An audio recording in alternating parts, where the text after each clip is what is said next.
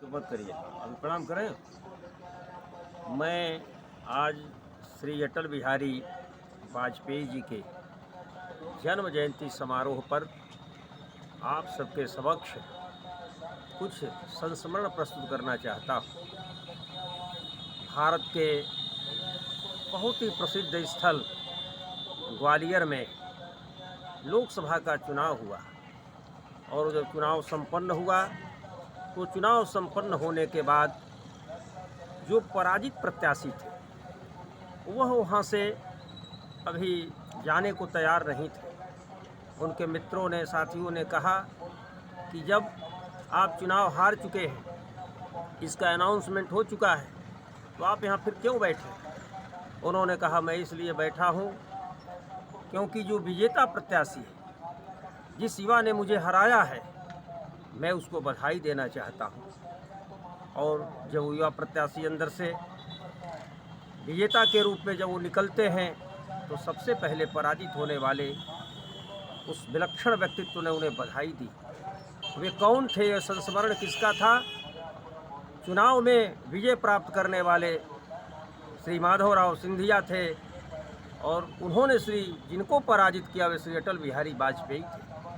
श्री अटल बिहारी वाजपेयी जी का यह व्यक्तित्व उन्हें अजात शत्रु में शामिल करता है, क्योंकि हारने पर आदमी डिप्रेशन में आ जाता है, अवसाद में आ जाता है, लेकिन माधवराव सिंधिया को सर्वप्रथम बधाई देने वाले श्री अटल बिहारी वाजपेयी का आज मैं उन्हें स्मरण करता हूं कि ऐसा व्यक्तित्व जो अपने विरोधी को भी अपने आँखों में ऊंचा सम्मान देने का भाव प्रत्यक्ष रूप में प्रकट करता हो। और एक संस्मरण ये भी हमें याद आता है कि पंडित दुर्गा प्रसाद मिश्र जो आज दुनिया में नहीं हैं, उन्होंने सलेमपुर की सभा में इस बात को कहा था कि सलेमपुर की जनता ने मुझे पराजित कर दिया है, और उन्होंने सलेमपुर की जनता को खरी खोटी सुनाई थी।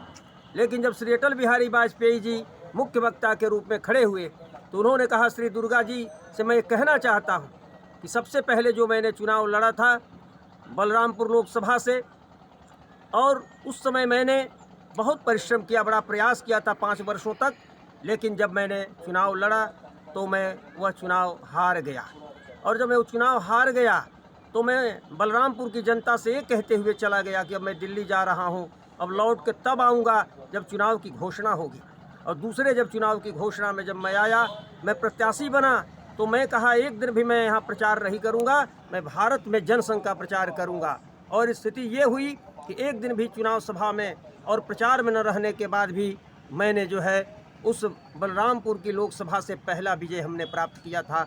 इसलिए पंडित दुर्गा जी मैं ये कहना चाहता हूँ कि 5 वर्ष तक जो मैंने परिश्रम की थी पूर्व में और मैं नहीं जीत सका था, और जो व्यक्ति जीत के सांसद हुआ, 5 वर्ष जीते हुए सांसद का कार्य, और जब हम चुनाव नहीं लड़े थे, हम एमपी नहीं थे, उस कार्य का मूल्यांकन जनता कर रही थी। और जनता ने मूल्यांकन किया कि जो सांसद है उसने 5 वर्षों में सांसद रह के कार्य नहीं किया, जो अटल बिहारी वाजपेयी ने बिना सांसद रह के कार्य किया।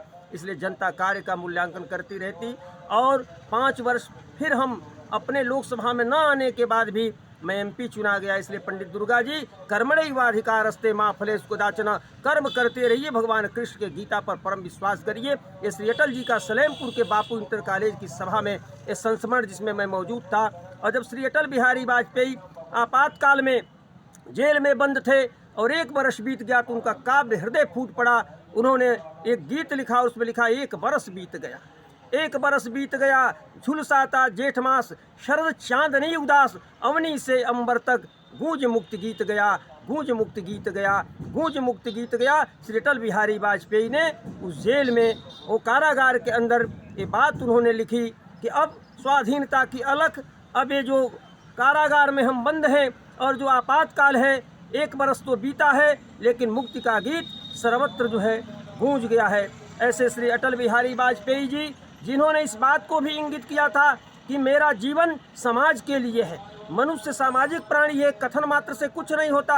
अटल जी ने अपनी रचना में बाल्यकाल में लिखा था, मैं तो समाज की खाती हूँ, मैं तो समाज का हूँ सेवक। और मैं तो समष्टि के लिए वेष्टि का कर सकता बलिदान भय, मैं इस समाज के लिए अपना बलिदान कर सकता हूँ। और उन्होंने आतंकवाद को भी ललकारा।